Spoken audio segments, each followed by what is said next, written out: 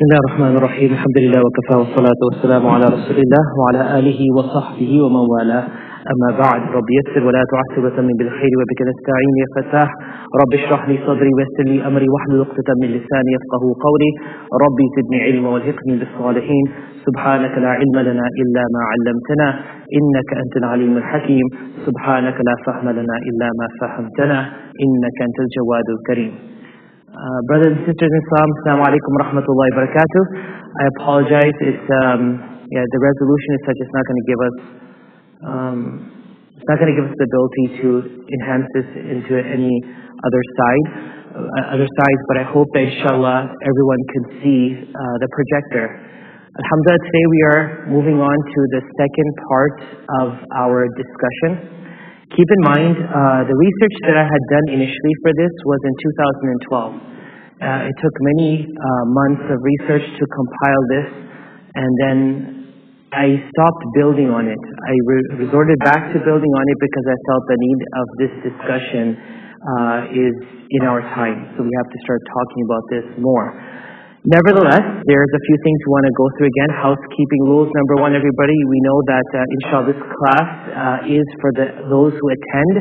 So inshallah, even though it was uploaded yesterday, the live stream, I have asked them to remove that. But till then, the people who are watching on live stream cannot see the slides, and thus it makes it somewhat irrelevant because the slides are going to be more important as they go down. So inshallah, no pictures, no audio recording, no video recording. Please don't talk about this until the class is completed, only so you have a complete comprehension of what it is that we are doing here. And there will be no recording of this at this time. Inshallah, at a further date, we will expand and see if it's possible to upload a recording. There are three changes or three additions I want to give to you today from our yesterday's class. Number one, if you look at this point here, we did not have Sulaiman alayhi salam in the equation. And that was one thing I forgot to add. Now, Nuh alayhi salam had informed his people and every prophet thereafter about the advent of Dajjal. Correct? Everyone's with me on this? Now, the question was Dajjal in existence before then, or did he come after? Now, based on the verse of the Holy Quran, and of course many of the stories, the depth of stories in the Quran, we don't get it from Islamic viewpoints. We get it from what we call Israeli narration, i.e. the expansion of a topic, the story, is only found in the books of the Israelites, what the Torah or the Injil had expanded upon. So when we do read a story, we resort back to them for more understanding. Now, there was a story, and I'm not going to ruin it for the time that we discussed Dajjal, but this is where Sulaiman alayhi salam comes in. That Allah subhanahu wa ta'ala says, وَلَقَدْ فَتَنَّا Sulaiman. Verily we tested Sulaiman. At that time, Sulaiman alayhi salam was the son of Dawood alayhi salam. He was just a prophet. He did not have his kingdom as yet. But Allah subhanahu wa ta'ala says, وَأَلْقَيْنَا عَلَى كُرْسِيِّهِ جَسَدًا. That one day when he came to his room, he saw on his chair or his throne a lifeless body. Jasad. ثُمَّ أَنَابَ. And that startled him so much that he turned to Allah. And at that time he said a dua. Does anyone know what dua he made? Any hafiz here? على كرسيه جسدا ثم ناب قال ربي اغفر لي وهب لي ملكا لا ينبغي لأحد من بعدي. This is really weird. He sees a lifeless body on a chair and he makes a dua. He teaches us the etiquette of dua is first you make istighfar. Anytime you turn to Allah and make istighfar and then make dua, the likelihood of its acceptance is high. Remember this. He made istighfar. Rabbi ighfirli. Wallah, forgive me. And then he said, وَهَبْ لِي مُلْكًا. And give me a kingdomship. لَا يَنْبَغِي لِأَحَدٍ مِّن بَعْدِي. no one after me will have anything like it. Innaka antal wahhab. You are the one who gifts. And so what did Allah give to him? Allah gave Sulaiman alayhi salam the control over everything. When I say everything, literally means everything. The slaves for Sulaiman alayhi salam that were doing the work of diving and building these big pots and everything else, they were the shayateen. وَالشَّيَاطِينَ كُلَّ بَنَّاءٍ وَغَوَّاصٍ. It was the devils, not the jinns. He had control over the devils. And they were diving into the oceans and extracting things for him. وَآخَرِينَ مُقَرَّنِينَ فِي الْأَصْفَادِ. And there were other shaitans that didn't want to abide by his command, so he put them in jail. He controlled the air, he controlled the ants, he controlled the birds. Everything was in his control. He asked Allah for that. Why? He saw something on his chair. What was on his chair? What was that body on his chair?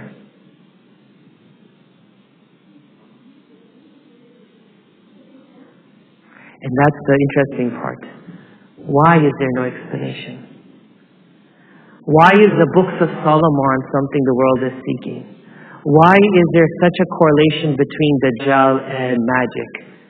What does Sulaiman alayhi salam have to do? The Temple of Solomon, as you would hear. The Temple of Solomon. Not the Temple of David. Because remember, Dawood alayhi salam established Jerusalem as the capital of Islam. David did. Dawood alayhi salam. Sulaiman alayhi salam built the capital on the capital. Does that make sense? He built the Capitol building, which was the first mosque. Okay? So Sulaiman alayhi salam realized that that thing is going to be a problem, not for him, but for the world to come. So he asked Allah for a kingdomship that he can show you and I how he used that kingdomship for Allah's sake, not abusing his power, not trying to dictate to people, so that when you see someone who will emerge and have power, he will not have the power that Sulaiman alayhi salam has, but he will act like God. He will dictate with that power. Know from Sulaiman alayhi salam that this guy isn't legit. Sulaiman alayhi salam traveled with air. Dajjal will travel on what the Prophet ﷺ said, a flying donkey, the ears of which will be 40 cubit feet. Now the Prophet ﷺ gave resemblance to whatever he can give to the people of his time that they could understand. How many of us have seen Eeyore flying? Anyone? Has Eeyore flew any time before? What was the Prophet ﷺ saying? A flying donkey to us today is an airplane. And the newer airplanes are the ones that have the wingspan that the Prophet ﷺ foretold. Understand how the Prophet ﷺ made these correlations. He didn't say it bluntly, clearly, so that you and I can use some of our bega, our brain, and figure it out. But the thing is, we're not figuring things out in Islam. We're just memorizing texts. We're just learning traditions. We're getting sanad in ijazah, but we're not doing what the ijazah was telling us to do. Take the knowledge and extract from it something that makes sense to your time. We're not doing it. We're just talking.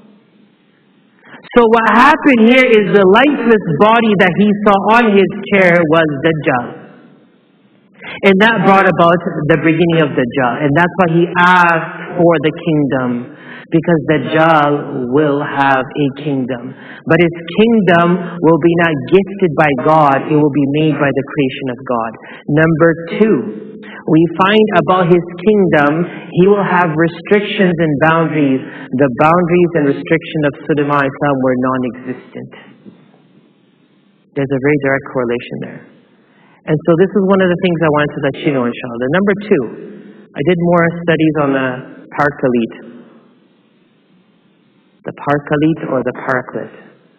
Remember this? The Paraclet, which is a perversion of the actual Greek word, which is Parkalit, which you won't even find anymore, but is translated as the Spirit of the Truth or the Comforter. So basically, the Parkalid's original meaning, Greek meaning, is the praised one, right? We talked about this yesterday. According to classical Greek lexicon, it means an intercessor. What does it mean, everyone? Intercessor. This is ancient Bible. What does it say up here? The Parklid. And what does that thing mean? What does that mean? Out of all the meanings that they give to the Paraclet, what is the intercessor? Who will intercede and no one has the power to intercede? I don't hear you all. Who will have the power to intercede? Who? Prophet Muhammad sallallahu alaihi wasallam. Shafi'an wa mushaffa'a. He is the intercessor. On the day of judgment, the Prophet Muhammad sallallahu alaihi wasallam will intercede. He will be a lawyer. He will say, Allah, so-and-so, let them go. Meaning he will put himself up against you and say, oh Allah, this person, let them go to paradise. There are two things that will intercede. One is the Prophet Muhammad ﷺ as a person, and one is Surah Mulk. Surah Mulk will come alive on the day of judgment. Inna fil Quran is suratun 30 ayah. In the Quran is a chapter which has 30 verses. The Prophet Muhammad ﷺ wished that we all memorized it. Make an intention today, everyone, please. We'll memorize Surah Mulk. You know why? When you're in your grave alone, Surah Mulk will be there with you. You know, when you stand up on the day of judgment, Surah Mulk will be standing next to you. A chapter from the Quran will come alive. When your wife and your husband, your mom and your dad, your friends will leave you outside the graveyard and walk home, Surah Mulk will be sitting with you. On day of judgment, when everyone will say what? Nafsi, nafsi. I'm about myself today, guys. I don't care about you. Your mom will tell you, you are my son and daughter, but I don't know you today. Your husband and wife will tell you, yes, my dear, my husband, whatever else, I don't know you today. I don't want to know you today. It's not like they have dementia or something. They know you. They know everything. Life is the same. But today, I care about myself. Only the Prophet Muhammad ﷺ will make shafa'ah. As I told you, that Allah will tell Muhammad ﷺ after all the prophets will say no, he will then go down and he'll make prostration. And Allah will say, Sal tu'ata, ask, you'll get. And then what will he say? Ishfa' to shafa. Make shafa'at, make intercession, I'll accept your intercession. And the Prophet ﷺ will say, I told you this yesterday, oh Allah, take my whole ummah into paradise. And Allah will say, 3 handfuls. Allah will take his hand. We don't know how great his hands are. What we know about Jibreel alayhi salam is that he has 300 wings, 2 of which, if he puts 2 on this earth, just 2, he'll cover the whole earth. I'll put my 2 hands on these glasses. Have I covered my glasses? Could you still see my glasses? You can still see them, right? I haven't covered them. My hands are too small to cover these glasses. Jibreel alayhi salam's 2 hands will cover the whole earth. You don't even know that the earth is there. If all the water on this earth was thrown on Jibreel alayhi salam's head, it's like 1 drop. 1 drop on your head. In the heat of Texas, it'll evaporate. How great are Allah's hands? He will take 3 handfuls and throw them in. So, ishfa to shafa, the intercession, what exists in the Gospel of John, the Paraclete means the one who will intercede for people. So, again, very, very interesting. We need to understand this, brothers and sisters. I just wanted to emphasize on these 3 points today before we move on. Number 2, yeah, go ahead. Any questions, please?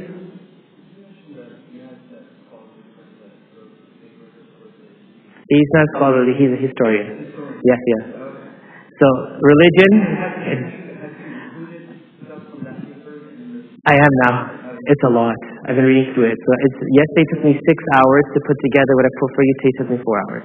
And the thing is that I don't want to overcomplicate it. This is not a university subject. It is something that I feel every Muslim should know the basics of. But his study mostly revolves around Alexander the Great, as we believe Zulkarnain is Alexander the Great, and how he's not Alexander the Great, and how the person who was the person that locked up Gog and Magog, and then the whole story is more based on that. So yeah, it's actually quite it's quite interesting. And I said, this was a study I did in 2012. I spoke about it in 2013, 14. Then I shelved it for a while. And I said to myself this Ramadan, you know what, I think we need to talk about this. So, alhamdulillah. Alhamdulillah, yes. I was looking at online about the paraclete, and this is that even the 3 days of Ramadan, none of them have the paraclete in it. They all have It's gone. I said 1611 is when the Bible was translated into English, and then those 14 books were thrown out, and 1656 is when they became a common text. The translations, remember as I told you, any translation of a word, take for example the word Jesus. Jesus isn't his name. And Yeshua is what they spell. So like San Jose, we spell it Jose, right? But you say Jose. So it's Aiso, but they're saying it's Yeshua. Do you understand? The word is I-E-S-O-U, but they're saying that means Yeshua. It's spelled to say Yeshua. Like island is I-S-L-E-N-D. You don't say Island, you say island. They're saying Aishu is Yeshua. It's crazy. Words have been changed so much. Because remember, these are the key words that predict that Prophet Muhammad ﷺ is coming. And remember, it was about power. When the Jews embraced Islam in Medina, these were people who didn't even embrace Isa alayhi salam. They had denied and rejected Isa alayhi salam, but the physical presence of Rasul alayhi salam with the Quran was such that no one can deny. So Abdullah bin Salam, the first person to embrace Islam when the Prophet ﷺ entered Medina. And he was very skeptical. He's like, this man says he's a prophet. I'm going to check him out myself. And Abdullah bin Salam was one of the greatest rabbis of that time in Medina. He was a great rabbi. And he went outside where people were gathered as Muhammad ﷺ was coming, and Tala al-Badru alayna was being sung from Masjid Quba all the way to Medina Munawwara. And he said, when I saw his face, I swear by Allah, his face was not the face of a liar. So that was the first thing that broke my guard. And the second thing was when he said the words he said, I knew he was a prophet. Because my instincts based on my teachings of the Torah told me that this is the guy. But those who denied it, those who rejected it, was because of 3 reasons. Number one was, imagine like I'm the whole and sole Imam right now. I'm controlling power. And another person comes who has knowledge. What will I feel? I will feel threatened. I'll give you a nice story. So there was a guy in the mountainous regions of Pakistan. He was claimed to be the Imam. So he used to lead prayer and Taraweeh and everything else. And people loved him and they honored him. One day, Tablighi Jamaat brothers got there. And in them was a Hafiz of Quran. And now this guy is reading the Taraweeh and the Hafiz is knocking him. What are you reading, you know? He's kept blubbering whatever he's doing, and this Hafiz is like, hey, what's this? And now he's getting scared. He's going, my credibility's on the line here, right? My credibility's on the line, because if he finds out that I'm not legit, and he tells my community, these guys will be gone in 3 days, and my job will be gone forever. So he said in Arabic in the prayer, he said, Nisful li wa nisful lak hadha qawmun jahilun. Look, he'll do 50-50 on whatever I make here. These people don't know anything. Just be quiet, right? Stay quiet, we'll figure it out, we'll go 50-50, let's just keep this thing under wraps. So basically, the one thing that had bothered those who didn't want to accept Islam, like Abu Jahl. Remember, Abu Jahl knew the Quran was true. Abu Jahl it's documented in Sirah, he used to go by the wall of the Prophet's house at night and used to listen to the Quran being recited in Tahajjud. It was mesmerizing. He would dress up like in a burqa and go there because people didn't want to know. He was so addicted to the Quran. They knew the Quran was the truth. But if he accepted, he'll go from being the leader of the mushrikeen and the big shot to a nobody in Islam. So they didn't want to lose that power. They didn't want to lose control. They didn't want to lose authority. And again, stubbornness. So these are the reasons why people didn't embrace Islam. But subhanAllah, by seeing the Prophet Muhammad ﷺ, many did embrace Islam. So today we're going into part 2 now. So we talked yesterday about, and remember, we're cross-analyzing this for one reason. The end of today's class will explain to you exactly why we're doing what we did in the last 2 classes. This is semi-boring also, but I promise you, whatever you hear today will make sense to you tomorrow, inshallah. Because the time is coming when you will be tested between your God, Allah, Jesus alayhi salam, Isa alayhi salam, and Dajjal, the Antichrist. And you better know who is who. You better know who is who.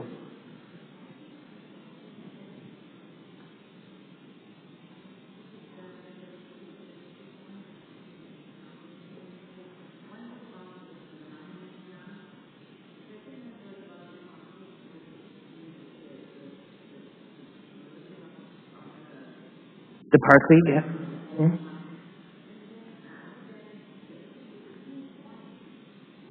Yesterday? What we did after talking about the Paraclete yesterday, I'll just pull that up for you just so that... Oh, there's three things that we're talking about. No, the three things we're talking about, one is Isa alayhi salam, one is Dajjal, and one is Gog and Magog. No? Three mistakes? Yes. So one was the Suleiman, and the two things were the Paraclete, the two images I showed you, the two diagrams. Yeah, inshallah, the two diagrams, sorry. So I'll bring it back up again. So there's two additions from yesterday. This is not my computer, I apologize. Let's see if we can get this here. So the first thing, as I said, was there was this correction here by adding Suleiman alayhi salam. And the second and third was to talk about, we had 45 yesterday, FYI. Okay, so we talked about the Greek lexion, that it means mushaffa, and that is also in the Gospel of John. The Paraclete has been translated. You won't see the word anymore, but it will say the one who intercedes for people. And there's only one that will intercede for people, and that's the Prophet Muhammad sallallahu alaihi wasallam. So yeah. So Jazakallah khair. Thank you, Auntie, for that. I appreciate that. So we're going today now into this. What are we discussing today, inshallah? Yes.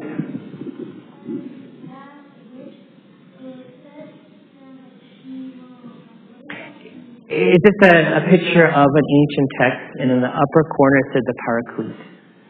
Meaning that in those days, when the Greek was translated into Greek, there was still some, reminiscence of the truth.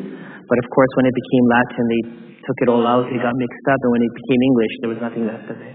So that was just a picture of how an ancient Bible looked like, inshallah. And it was verses, basically those were verses. So moving forward, inshallah, let's go here, inshallah. Number one, 3 points were discussed of why we were doing this yesterday. We talked about Gog and Magog, we talked about Dajjal, and we're talking about Isa alayhi salam. Is everyone with me? In the next 12 days, this is all we're talking about, and anything that is connected to it. Now let me give you the part of the hadith that made this happen. So Dajjal will be in Syria, and Isa alayhi salam will descend in Damascus. I'm not going to tell the whole story because I'm ruining my next classes. And Isa alayhi salam will then tell the Imam to lead Fajr. And the Imam, we don't know. Because the Mahdi narration is not in any Sahih hadith, but there are some hadith that talks about him. That's why you won't see much kalam and discussion on the Mahdi in the Sunnis as much as you would in others. And that's because there's more of a relevance of a 13th Imam to others than it is the topic that will come up, yeah. So anyways, so when Isa alayhi salam opens the door, Dajjal will see him, and then Isa alayhi salam will chase the Dajjal. Dajjal will be melting like water. Because Umar ibn Khattab radiallahu ta'ala, there was a person, and I want you to write this down, this is your homework. Who was the person at the time of Muhammad sallallahu alaihi wasallam that looked like Dajjal? There was someone who resembled him. I won't say his name. And the Prophet sallallahu alaihi wasallam, based on what he kept on saying about Dajjal, Umar ibn Khattab radiallahu said, I want to kill this guy. They'll finish his Dajjal business forever. And the Prophet Muhammad sallallahu alaihi wasallam said to him, if he is Dajjal, first of all, if you kill him and he's not Dajjal, you've committed murder. And if he is Dajjal, you cannot kill him because only Isa, the son of Mary, is going to kill him. This is destiny. There's a reason why Isa alayhi salam is coming back. So now Isa alayhi salam is going to chase him all the way to Jerusalem. And when he gets to Jerusalem, there's a place called Babilud. I'll show you inshallah pictures as we get closer to that class. Interestingly, that area, they built a highway. And when they built the highway, there was a tree that somewhat symbolized the location. They tried to remove it. They used bulldozers, they used dynamite, they used different machinery, and they couldn't move it. And the highway literally goes around it. Remember one thing, I don't care what the world says. Whatever my Allah said, we always say, Sadaqallahu Mawlana al-Azim. Allah has spoken the truth. What Allah has spoken, what Allah subhanahu wa ta'ala has destined is going to happen. So it's at that point where Jesus will meet him and Isa alayhi salam will kill him. And when Isa alayhi salam kills him, the world will take a breath of relief. Whoever is left. Because as the Christians talk about the Armageddon, you've heard the word Armageddon, the Great War. The Quran has spoke about it also. The Christians are running for it. The Muslims are scared of it. فَارْتَقِبْ, the Quran says, wait. يَوْمَ تَأْتِ السَّمَاءُ بِدُخَانٍ مُبِينٍ. The sky is going to be filled with smoke. Now listen to me. يَغْشَى النَّاسِ, it's going to drape the world. هَذَا عَذَابٌ أَلِيمٌ, this is a painful punishment. Now I ask of you, do you think he's talking about the Day of Judgment? Because Day of Judgment signs is the sky will rip, the mountains will float, the trumpet will be blown, and everyone's done. It's done. No one's going to talk, right? It's done. Because when everyone's dead, the only last two will be Jibreel alayhi salam and Allah will cast death on Jibreel alayhi salam also. Malakul Maut will be done and then Jibreel alayhi salam will be done. Because Malakul Maut finished his job. He's done now. Jibreel alayhi salam is the one who's close to Allah. He's done now. And now Allah will say, Limanil mulkul yawm. Who has the kingdomship now? I don't know if who's your daddy makes sense in our lingo, but like, who's the king now? You guys all belittled me, you made fun of me, you mocked me, you wrote me off. Who is the king now? Then Allah, after asking 3 times, will respond, Lillahi al-Wahid al-Qahar, only Allah. The kingdom belongs to Allah. So going back to that smoke, رَبَّنَا اكْشِفْ عَنَّا الْعَذَابَ إِنَّا مُوقِنُونَ. The people that time will call, Oh Allah, move this punishment. We believe in you now. We believe in you. There is no belief on the Day of Judgment. It's done is done. The Pharaoh was dying and the mud was thrown in his mouth. You're done. I bring faith on the Lord of Moses and Aaron. He stuffed mud in his mouth. Now you want to bring faith. It's over for you. So what is this time? What is this time? Based on the research and based on some other people will say, there will be a massive war on this earth. And the only thing that mimics clouds of smoke is nuclear bombs. There's going to be an all-out nuclear war. And that will bring the whole earth into such a phase that the sun will not shine for months because the sunlight will not penetrate that smoke. Hiroshima, Nagasaki, look at the pictures. That was one. Countries today own 200 to 300 nuclear bombs. Some own more. And right now we are on the nuclear race. Russia, America, everyone has started again. Understand, if all those bombs are dropped, what's going to happen? Quran is saying something, brothers and sisters.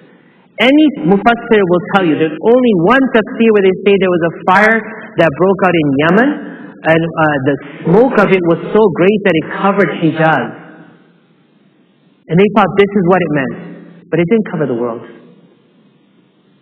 So this smoke will not only cause discomfort, and Allah is talking about it, but it's also talking about how people are going to die. So one second, let me get you right now. Once Isa Islam is done, Allah will reveal to Isa ilham, a message, take the people and go to the mountain. Because now Gog and Magog have broken loose. And I'll explain what that means when we get to it.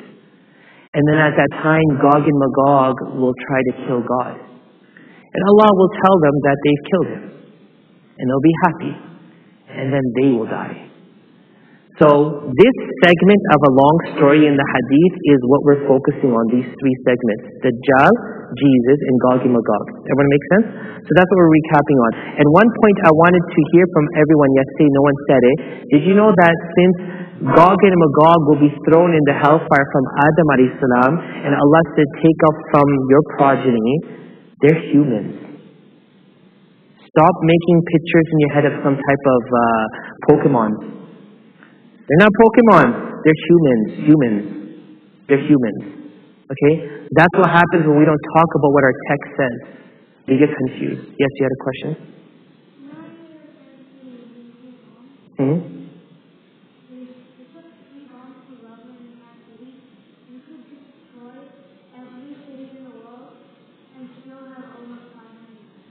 Thank you. My student just said, alhamdulillah, that 3 nuclear bombs could destroy a whole city. And if we use all the current nuclear bombs on this earth, we'll destroy the whole earth and there'll still be 500 nuclear bombs left. We have more than enough. Islam teaches us, don't live a life of, it's okay. Know what life is about. Islam doesn't incite us to do violence or to hurt anyone. You should know. I used to love watching the G.I. Joe at 4 o'clock in the afternoon when I came home from school. That's what we used to watch. That was a cartoon at 4 o'clock. And I remember at the end of the cartoon there was a segment for safety, and it would always say, now you know, and knowing is half the battle. If you know where you stand. If you don't know, you're lost. Yes?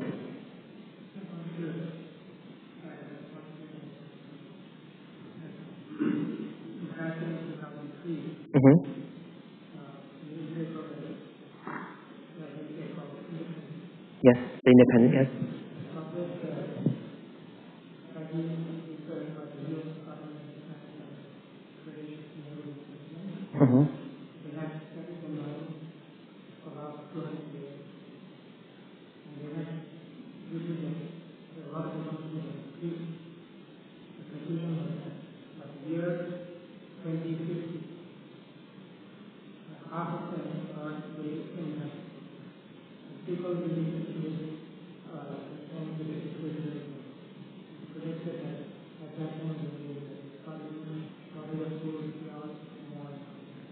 So basically that report that you're referencing, in 2002, the Independent in England had actually foretold that if our current cycle of downfall continues, by 2050, most of the earth will not be inhabitable, right? The thing is that, have you ever noticed nowadays how polls and statistics and theories are taking a front seat? It kind of feels like they're saying what's going to happen. Like they're saying it and they're doing it. Did you know Oklahoma, which is north of us, is having daily earthquakes? And they've never had daily earthquakes before. You know why they're having it? Because fracking. You understand what's happening? The earth isn't turning on us. Allah said in the Quran, ظَهَرَ الْفَسَادُ. Remember, please, sisters, write this down. Fasad. Learn this word. The Ya'juj and Ma'juj have a distinct feature. Inna Ya'juja wa Ma'juja mufsiduna. Fasad. I'll explain to you what fasad is. People who are actively destroying this earth. There is a theory of controlled weather. There's a theory of fracking, what fracking is doing to our earth. There's all this stuff that's happening, the floods and the melting of the glaciers. It doesn't happen every few hundred years or something. No, we are actively breaking this world. And I'll tell you on the 7th or 8th class why this is happening. Inshallah, but that's true. It's as if they told us this will happen. Now they're saying it's speeding up. It's going 2 or 3 times faster. Like this stuff never happened before. We predicted that glaciers would melt by 2030, but they're actually on a pace right now. It might be 2020 now. What's going on? Well, they're melting faster and faster. Why? There's a whole story that connects this whole thing. But yes, I want you guys to remember these key words, because we're talking about Jesus, peace be upon him, we're talking about Gog and Magog, and we're talking about Dajjal, and we're trying to bring clarity from the text, both ancient and our, plus what's happening in our world. So moving along, let's cover a few slides before prayer. We also learned in brief the journey of the Bible from the 50 AD till 1684. We talked about the name Isa was Aisu, in Greek spelled as I-E-S-U-S, in English, but it was pronounced as Yeshua, which was then later translated to Jesus. So we already went through that confusion yesterday. This is recapping. The different understandings of who he is to the different denominations. If you remember, the Catholics, the Protestants, the Baptists, everyone thinks of Jesus as someone different. Like, it's not possible for Mustafa to be 10 different people. Mustafa is Mustafa. It's simple as that. If I'm giving 10 different images of him, there's a problem right there. We also learned the case of his humanity from the New Testament and the Quran, which negated collectively the possibility of his divinity. What are we doing today, sisters and brothers? Today we will understand who Allah is in the Old Testament to negate that Allah is Isa alayhi salam. Does that make sense? We want to cross-examine from both sides. So we know now Jesus isn't God based on the New Testament and what corresponds with what the Quran said. We just want to make sure that Allah isn't Jesus also. And we're going back to Old Testament. Why? Because in the Quran, Allah introduced himself by what he introduced himself to Musa alayhi salam. He told Muhammad sallallahu alaihi wasallam in the Quran what he said to Musa, Innani an Allah. I am Allah. So if someone calls someone shorty, fatty, skinny, people have nicknames, right? That's not their name. So remember, Allah, his name is what? Allah. That's his name. He said, my name is Allah. If brother comes to me and says, my name is Fahad, and I say, hey, EXP, how you doing? Because it says on your shirt, right? But your name is not EXP, your name is Fahad. So you want to be known by your name. How important is someone's name? As Muhammad Ali took Cassio Clay, I think was his name, right? Cassius Clay.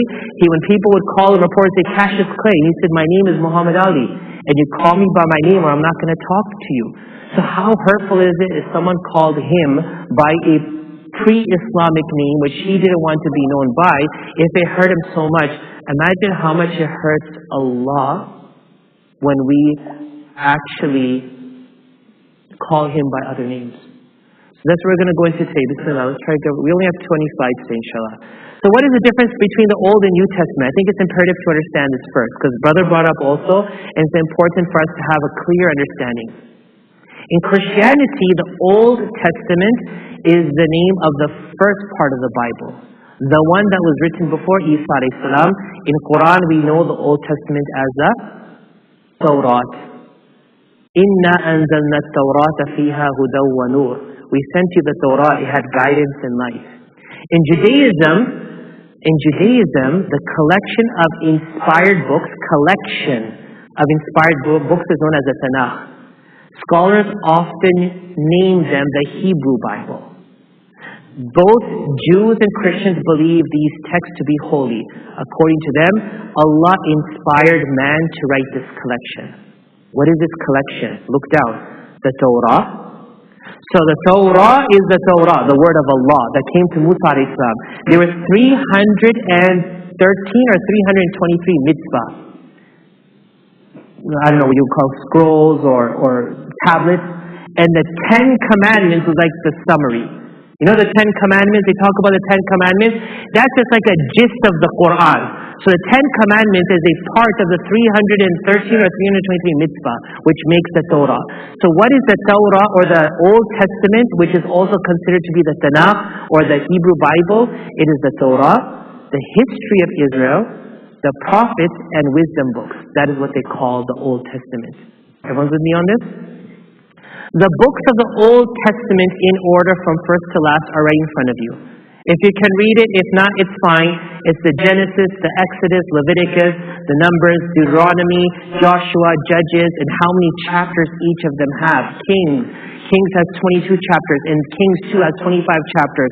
The Chronicles, the Second Chronicles, Ezra, and according to the Orthodox, there is Ezra 2 also, Jeremiah, Ezekiel, Daniel, Micah, Jonah. These are all books with so many chapters which make up the Old Testament. Just for your eyes, you don't have to memorize this, okay? What's the New Testament? The New Testament is part of the Christian Bible and most important religious writings of Christianity. The New Testament isn't the Injil. The Torah is what Allah gave to Musa alayhi salam, and the Injil is what Allah gave to Isa alayhi salam. The New Testament is it partially and more something else, and we'll go through it right now. It tells the story of Jesus Christ, His followers, and the beginning of Christianity. It was written in the Koine Greek, which we talked about yesterday. The New Testament is made up of different parts. In total, there are 27 texts that make up the New Testament. The Eastern Orthodox Church, the Roman Catholic Church, and the Protestant Church. Oh yeah, another word of homework. I told you all yesterday. Allah asked Isa alayhi salam on Day of Judgment, did you tell people to worship you and your mom? Your mom. Which Christian denomination worships Mary? That's your homework. Because not every Christian denomination believes in Mary as someone sacred and holy. There's only one. Find out. Everything, connect the dots. We're connecting dots, bismillah, inshallah. For our knowledge, nothing else. So the Roman Catholic Church and the Protestant churches have the same text, but their arrangement varies. The Syriac churches and the Ethiopian churches have a different version. The Syriac churches do not have Peter 2, John 3, and John 2 and Jude and the Revelations in their New Testament. And the Ethiopian churches do not have the common canon. The Muslims believe that the Quran, which is also called the Final Testament. The Old Testament, the New Testament, and the Final Testament. The Old Testament, the New Testament, and the Final Testament. The Quran, which is also called the Final Testament, succeeded the New Testament. The Bible came and put the Torah to sleep.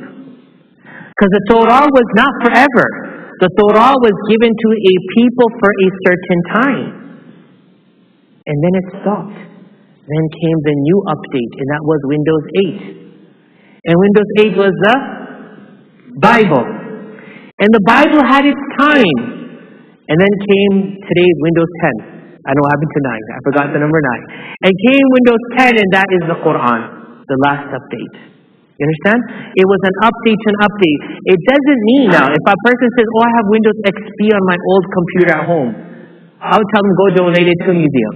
But you cannot say Windows XP isn't official. Windows XP is legit, yes or no? Yes? It's a legit software, but it's outdated. Another software of its kind from the same manufacturer brought up a new one. And so the Final Testament succeeded both. Let's go on to the next one here. Now, in addition to the New Testament is the Gospels.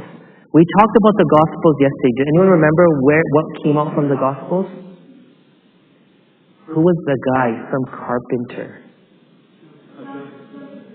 The story that Joseph the carpenter is the father of Isa alayhi salam came from the Gospels. And there are 4 Gospels. And they are now named by people, but in actuality, those Gospels are anonymous. It's like someone leaves you a letter under your door, saying something's happening to you. You don't know who wrote that letter, but you give it credibility. Doctor, someone wrote a letter that I'm going to die tomorrow from a fever. And the doctor's like, your fever is fine. No, it's a letter. Who wrote it? I don't know, but it makes sense to me. You understand? This was anonymous text that was written 68 years after Isa alayhi salam that tried to give an understanding of who Isa alayhi salam was. You didn't even learn from the grandfather who saw Isa alayhi salam. You didn't even go to your grandfather, your father, or anyone else. This is someone who's sitting down and saying, I think he was a good man. He was white, he was tall, he was blonde. Yeah, he's a good guy. You know, you can make up anything now, right? If we were to sit down here right now without having any text, and just giving an example, and say, talk about Zulqarnain, or talk about who was the one that Musa went to? Khidr Islam. Just talk about him. Now I went to Turkey, and in Turkey, some Turks believe that Khidr Islam is still alive, which is possible. And they say he prays Jummah every Friday at the Blue Mosque. Now when I heard that, I was so obsessed. I went to Friday in prayer. I stood up the whole time. I'm looking, where's this guy? I need to find him. I need to get this guy's autograph because he must be here. And the Imam's up there giving khutbah in his language, and then he gives in English, and then he comes down, he walks to the main member, he goes up and he makes in Arabic. And I'm still looking around, where's khutbah? I want to find this guy. But people have a thought. And is it right or wrong? I cannot say.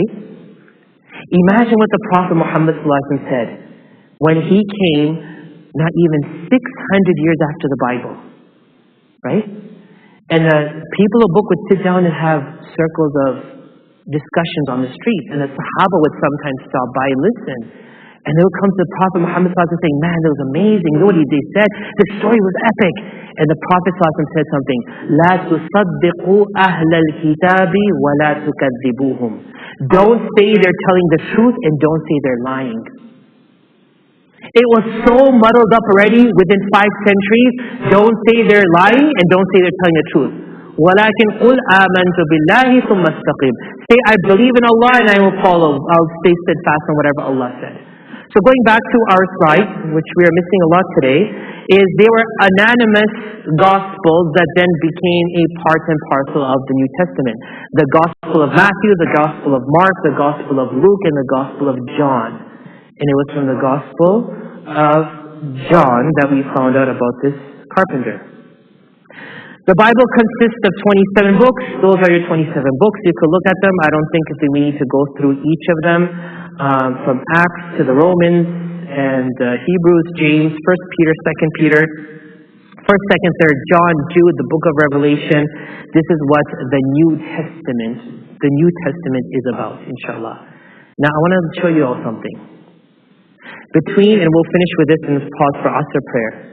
Between the Jews and Christians, what is the fine, not the fine line, the solid line that we can see thus far? The Christians believe in the concept of Trinity. The Jews believe in the unity of God, meaning God is one. Is that the same or is it different? Same or different, sisters? Different. Regarding the Messiah, they say that Jesus was divine and he was sacrificed for human sins. According to the Jews, he was just a human and he was a righteous king. Is this the same or is it different? Regarding atonement for sins, the Christians believe you have to give blood, meaning Jesus gave his blood for your sins. If Jesus didn't die for your sins, the way you'd make tawbah is you'd have to actually kill yourself. That's what Allah says in the Quran. فَتَمَنَّوُا الْمَوْتَ إِن كُنْتُم مُؤْمِنِينَ. He calls on the people of the book, go die. Go ask for death if you're true to your faith. Because tawbah had its different ways in the past. In the same way, the laws were different. For example, the Christian law was very lenient on things. When it comes to najis, for example, if there's najis on your body, it's okay, it's fine. With the Jews, you have to scrape it off your body. Scrape. Remember the word scrape. Scrape. And with us, you wash it and clean it until there's no sign of it. You see the big difference? We are known as ummata wasata, the middle path. We weren't so lax and liberal, nor are we so extreme and rigid. So here, between atonement, the concept of atonement, the Christians say you have to give blood, and the Jews say you just have to pray and make repentance. Is it the same or is it different? Sin. Everyone's stained by Adam and Eve. They say that all of us are born with the sin of Adam and Eve. That's the Christians say. The Jews say, no, you all are clean slate. You start fresh. Is it the same or is it different? Satan is a fallen angel according to Christians. According to Jews, he's the agent of God. And the Torah was written, but the Jews believe the Torah was written and it was orally given. The commandments are not eternal or valuable. The commands were just something that made sense to them. We don't need to follow commands. That's what I talked to you guys about. Halal meat, Ahli Kitab. The Christians, whatever law they had, they said that law was for that time. There's no Christian law for food today. When Allah said eat the meat of the people of the book, it meant because they follow their book. If you eat the meat of a Muslim who doesn't say the kalima upon killing the animal, and he doesn't kill the animal according to the way the Quran told him to kill it, is it halal? It is not halal. I don't care how many times you read the kalima every day. If you're not killing it the way you're supposed to kill it, you're not killing it with the name of Allah, it's not halal. So if the Christians say that their laws was not eternal and it holds no value today, what credibility does the people of books need have when it comes to Christians? Because as for the Jews, their laws are eternal and they hold ultimate value. I think I have to stop here because the point I'm making next is going to be important. But so far, they both are very different. I just want you to keep that in mind. We're going to pause here, inshallah, call the adhan. We'll pray Asr, inshallah, after which, inshallah, we'll continue. Jazakumullah khair.